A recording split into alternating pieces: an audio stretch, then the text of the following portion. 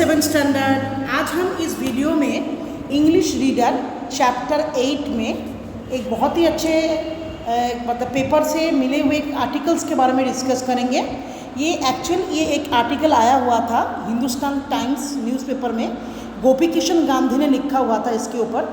तो ये स्टोरी का टाइटल देखिए, डाइंग ए स्लो डेथ, यानी कि मौत। डेथ का मीन्स क्या होता है? मृत्यु यानी कि मौत। लेकिन कई बार क्या होता है, मौत जो है हमारे लाइफ में धीरे धीरे आते हैं। वो किस तरीके से हैं इस आर्टिकल से खूब अच्छी तरह से उसकी डिस्क्राइब किया गया। देखिए क्या लिखा हुआ है।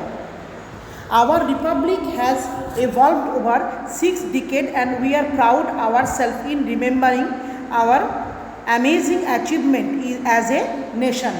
अच्छा, our open democracy, the green revolution of our farm, the blue revolution in our fish thronged ocean and river, our white revolution represented by Amul, and all this capped by the information technology and information and communication technology ICT revolutions। अच्छा, इसमें देखो author ये कहने की कोशिश कर रहा है जो आज हमारा देश आज़ाद हुए कम से कम जो है 6 डिकेड यानी कि 60 ईयर से ज़्यादा हो चुके हैं, लेकिन हमने इन 60 सालों में क्या हासिल किया।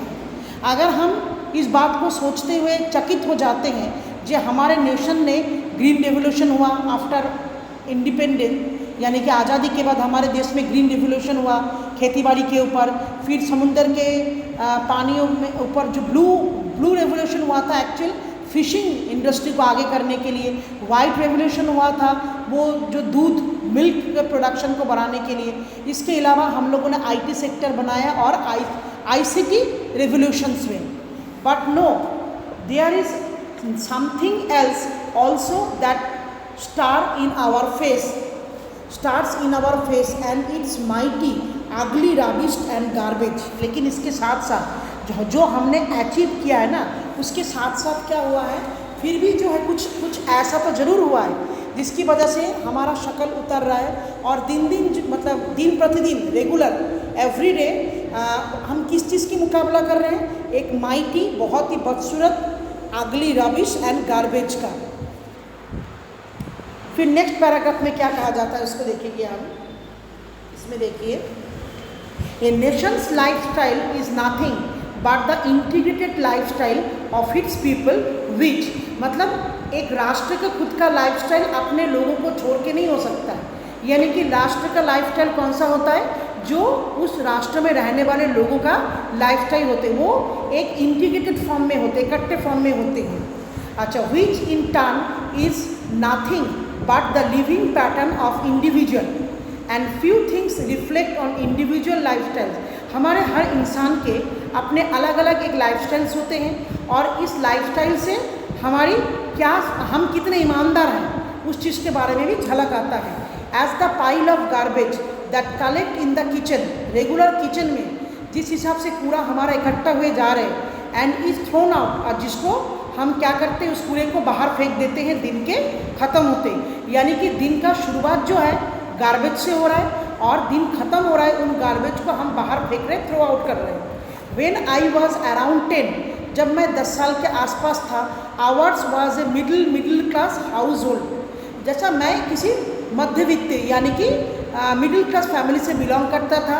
Neither high enough to have a multi cuisine kitchen, ना तो हमारे पास मल्टी क्यूशन किचन हुआ करते थे, ना तो हमारी हालत इतनी ख़राब थे जे as not to be able to fry its paratha in ghee में हम पराठे को तल के ना खा सके। तो there was little by way of kitchen waste that state, उस समय किचन में जो कूड़ा निकलता था ना, रबिश, वो कम हुआ करते थे। वो किस किस्म का कूड़ा था? किचन में क्या इकट्ठे होते थे उस समय इकट्ठे होते थे atta and the sugar, the rice and the salt bought at the start of the month की शुरुआत में were put away in jar के अंदर रखे होते थे बर्तनों में। Their papers wrapping disposed of, यानी कि कागज़ के बने हुए पेपर्स के अंदर ये सामान हमारा आते थे घर के अंदर। पेपर रैपिंग डिस्पोज्ड और if they come in cloth और जूट बैग, या तो कपड़े का बैग होता था या जूट के बोरी के अंदर आ करते थे, चाल दाल आटा कट्टे में रिसाइकिल। ये तीनों चीज़ जो है रिसाइकिल हो सकते हैं।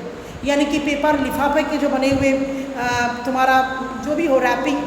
The kitchen had but not one bin. The kitchen had, उस समय भी रसोईया हुआ करते थे, बट वन बिन, एक बिन होते थे। ए रिसाइकल्ड ओपन आटा टीन, यानी कि आटा पहले कैसा आते थे हमारे घर पे, टीन में आते थे, यानी कि मेटल के बॉक्स में होते थे। उस आटा टीन में आटा इस्तेमाल हो जाने के बाद उसके आगे से कटिंग करके उसको डस्टबिन बनाया जाता था और उसके अंदर वेजिटेबल्स पील्स को हम डालते थे और फिर बाद में उसको जहाँ पे हमें फेंकना चाहिए था पर्टिकुलर उसी जगह में उसको हम लोग ड्रॉप करते थे। लेकिन आज के डेट में अगर हम पहुँचते हैं, देखिए टुडेज किचन में क्या हाल हो रहा है हमारे। देखिए इसमें है टुडे किचन, लेकिन आज की today kitchen in a middle class home has not one but two overflowing bins और pedal bins into which go an unceasing torrent of sketches. आज एक मध्यवित्त परिवार में मिडिल क्लास के किचन में भी दो तरह के बीन्स आपको मिलेंगे, डस्टबिन, जो पूरी तरह से भरे हुए मिलते हैं, ऑफ डिफरेंट साइजेस। द बाल्जिंग, अलग अलग किस्म के आइटम होते हैं, कुछ आइटम फ्लॉपी होते हैं, कुछ जो है स्क्वायर सी चिपान ब्लैडर, प्लास्टिक के ब्लैडर होते हैं। Are emptied of a host of content like milk, sugar, salt. मतलब हर एक आइटम जो किचन आइटम आजकल हम लोग इस्तेमाल करते हैं वो सब प्लास्टिक्स के कवर, मतलब प्लास्टिक्स के थैले में आने लगा है। ऑथर ये कहने की कोशिश कर रहे हैं वो हर एक चीज़ प्लास्टिक के थैले से आ रहा है। An unessential and dispensable processed food like pasta, frozen vegetables, ketchup, packet, ये सब चीज़ किस चीज़ से होता है, इनकी रैपरिंग ये कौन से कंटेनर के अंदर इस सब फूड रहता है, प्लास्टिक्स के अंदर होते हैं। तो क्वाइट नेचुरली इसीलिए सेल्फ रन किचन ओनर्स, मतलब एक अकेला संभालने वाले किचन के मालिक, चाहे तुम हो चाहे मैं हो, जनरेट प्लास्टिक्स, कितने सारे प्लास्टिक्स हमारे किचन में से निकलते हैं। Even before we have boiled the milk for the day opening coffee for the white life giver comes in and easy to handle plastic sachets waiting to be snipped as it's up। सुबह morning में जब हम चाय या दूध पीते हैं या तो चाय बनाने के लिए दूध की जो दूध आता है घर में ना, वो भी प्लास्टिक के थैली के अंदर आने लगा है। मतलब दिन की शुरुआत जो होता है वो हमारा प्लास्टिक से शुरू हो रहा है। अच्छा, overreacting to the shuffling commercialisation. The second thing we do to give the morning newspaper, सुबह सुबह जो हम सुबह का न्यूज़पेपर पढ़ते हैं, a vigorous check to get all the advertisement. अच्छा, leaflets out of our way, हमारे घर के दरवाजे पे लीफलेट आते रहते हैं कागज़ के, बहुत सारे एडवर्टाइजमेंट के। We want to able to read the morning shockers undistracted. The morning walk that follow shows us our kitchen waste in public. अगर हम सुबह सुबह मॉर्निंग वॉक करने के लिए निकलते हैं तो रास्ते के चारों तरफ हमें किचन वेस्ट पब्लिक में पड़े हुए दिखाई देते हैं। Walking to the post box की तरफ जाते हैं, केमिस्ट के दुकान की तरफ, ग्रोसर की तरफ और द बीच, समुद्र के किनारे। We go right past the remains of our day, वहाँ पे हमारे घर का पूरे दिन भर का बचा हुआ कूड़ा हमें हर जगह में दिखाई देते हैं। We walk along overflowing bins recognizing almost every articles in it. Overflowing bins मतलब उसके अंदर ऐसा कोई आर्टिकल्स नहीं है जो नहीं मिलेगा हमें। एवरी पीस, हर पीस जो है फ्रैगमेंटेड और होल, स्लैश्ड, डिस्कैप्ड, पंक्चर्ड और स्क्वीज्ड आउट। मतलब हर आइटम के कंटेनर जो है वो सब प्लास्टिक से बने हुए हैं। We can easily recognise as our और the kind we have used. आराम से पता चल जाता है जी ये हमारा कूड़ा है और हमने इनको यूज़ किया है। अलॉन्ग विथ सम 400 मिलियन, ये देखा जाता है भारतवर्ष में कम से कम 400 अर्बन जो लोग, जो शहरी लोग होते हैं ना, जो शहर में रहते हैं, ऑफ द, देखो क्या कहा गया इसमें, creators of the surging mass of the deathless waste. मतलब इस तरह के वेस्टों का सर्जिंग करे, जैसे डॉक्टर नहीं होता सर्जरी करते हैं, उसी तरह से इन डेथलेस वेस्टों का सर्जरिंग चल रहा है। I came across a statistics which may not be absolutely accurate but it is a pointer nonetheless of the 377 million tons of solid waste urban India generate only 295 million ton is collected. अगर देखा जाए पूरे भारतवर्ष में 377 million tons solid waste अगर generate होता है तो उसमें से केवल जो अर्बन एरिया है उनका ही सॉलिड वेस्ट होता है 295 मिलियन टन्स के आसपास। तो what does the really mean, इसका मतलब क्या है? It means that out of the 37 और 38 टन का जो बीच में गैप है ऑफ वेस्ट जनरेटेड ओनली 29 और 30 आर कलेक्टेड हो रहा है, बट ऑफ द 37 और 38 गोइंग अप। तो फिर बाकी बचे हुए 37 और 38 आइटम कहाँ जा रहे हैं? They are somewhere on our dear lands vacant lot, मतलब बाकी पूरा जो है डंपिंग हो रहा है लैंडों के ऊपर। No they are not, they are for somewhere on the dear land vacant lot, अच्छा, which are shrinking with each passing day. On the 29 are only being moved, उसमें से 29 आर्टिकल तो उसी खाली जगह में चले जाते हैं, शिफ्टेड फ्रॉम पॉइंट ए से लेके बी की तरफ without being submitted into the harmlessness, मतलब ये सोचे बगैर ये पूरा जो है कितना जहरीला है, ये हार्मलेस है कि नहीं है।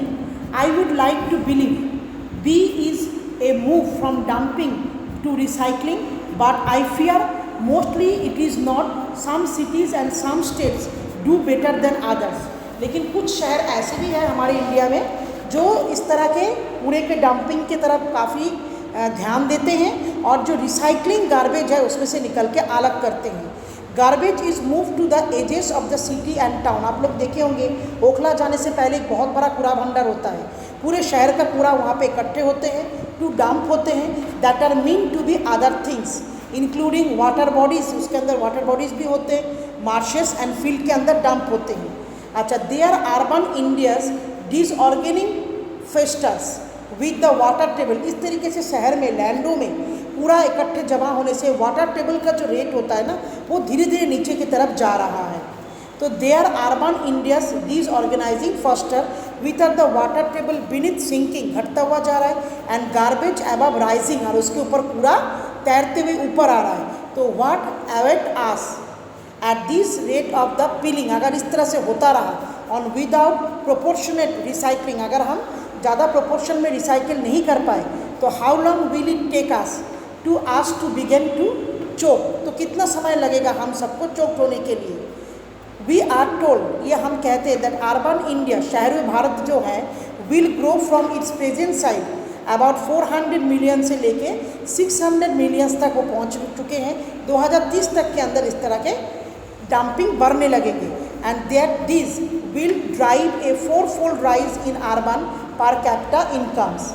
This is just a few years from now, कुछ साल पहले even I could be around to see the achievement, मुझे इस विषय में अचीवमेंट दिख रहे थे, that projected rise can mean many things to many people, के लिए बहुत सारे प्रोजेक्ट निकलते हैं, but to the manufacturers of plastics, लेकिन जब से ये प्लास्टिक्स का इस्तेमाल होना, मैन्युफैक्चर होना शुरू हुआ है outer of a myriad consumable, this is a heaven sent prospect, मतलब लोगों का प्लास्टिक कंटेनर का इस्तेमाल, हर एक वस्तु प्लास्टिक के आना, इसकी मात्राएं बढ़ चुके हैं। How long will our earth take to protest, अब कितने समय तक हमारा धरती इन चीज़ों से लड़ पाएंगे। Will it to be able to take the, देखो concomitant rise the scale of the non decaying rubbish की मात्राएं जो है बढ़ता हुआ जा रहा है। In a work title agriculture and human values, अच्छा, एग्रीकल्चर यानी कि खेती बाड़ी और ह्यूमन वैल्यूज़ की तरफ से भी हमें इसको सोचना है। मिस्टर डॉगल स्मिथ्स राइट्स, उन्होंने क्या लिखा था, जब हमारा ज़मीन जो है वो ट्रबल खतरे में है, the land is not insensitive, land insensitive नहीं होता है, वो भी हमारा तरह महसूस होते हैं, वो भी पॉल्यूटेड होते हैं, वो भी हार्ट होते हैं। लैंड इज़ नॉट एग्जॉस्टेबल, अगर एक बार लैंड ख़त्म हो जाता है तो वो हमारे पास दोबारा से मिलने वाला नहीं होता है। इट कैन बी डिप्लीटेड, और वो ख़त्म होते हुए जा रहा है धीरे धीरे। Land is not immortal, it can die, मतलब ऐसा नहीं है कि लैंड अमर होता है जो जिंदगी भर रहेंगे, ये भी धीरे धीरे ख़त्म हो जाएंगे। When the land is misused, अगर हम लैंड को गलत इस्तेमाल करेंगे। अच्छा, अनमर्सीफुली मतलब पोंडेड, अनमर्सीफुली मतलब दयाहीन तरीके से अगर उसके ऊपर हम लोड डालते रहेंगे, पॉइजन करते रहेंगे जहरीला विथ केमिकल से, एंड माइंडलेसली एक्सप्लॉयटेड से, it make it's justified protest. इसको भी, इसके ऊपर भी प्रतिवाद होना बहुत ज़रूरी है। द ओनली प्रोटेस्ट ये है that land can make however is to die. देखिए इसमें, we will not let our land die, हम इस तरीके से हमारे ज़मीनों को मौत के मुंह की तरफ जाने नहीं दे सकते हैं। फार टू मैनी पीपल, अच्छा, authorized included, authorities included have concentrate themselves and this problem, हम सब लोगों को और सबको, ऑथोराइज्ड जो भी हैं इनके साथ जुड़ी हुई फैक्ट्रीज, कंपनी, सबको इस विषय में सोचना पड़ेगा to let that happen. And the harvesting of rain water, बरसात के पानी को हार्वेस्ट करना पड़ेगा, is now becoming more common, जो बहुत ही एक कॉमन मुद्दा बन चुका है। But this is not enough, लेकिन यही काफ़ी नहीं है। नॉट एनफ बाई हाफ, ये आधा भी नहीं है। द एवकंड ऑक्टोपस ऑफ आवर मार्केट, हमारे चारों तरफ जो बगैर सोचे समझने फैलने वाला मार्केट, जो इतनी प्रचार, इतनी एडवर्टाइजमेंट है हमारे पास चारों तरफ, नीडेड टू बी आस्क्ड, उनसे हम पूछेंगे, if the ocean it lives in goes toxins, वो धीरे धीरे हमारा समुंदर जो है वो भी टॉक्सिस होने लगता है, जहरीला, एंड देन ड्राई, सूख जाएगा। What will having 8 hands able, मतलब कुछ 8 दशक के बाद उनके हाथ में ये धरती का कुछ भी नहीं बचेगा। तो ये एक बहुत बड़ा एक आर्टिकल्स, बहुत ही संगीन प्रॉब्लम्स को लेके पॉइंट आउट किया गया है, किस तरह से लैंड पॉल्यूशन हो रहा है और लैंड पॉल्यूशन बचने के लिए हमें क्या करना चाहिए। आशा करूँगी बच्चे ये चैप्टर्स आप लोगों ने अच्छे से समझ लिए हैं। Thank you students.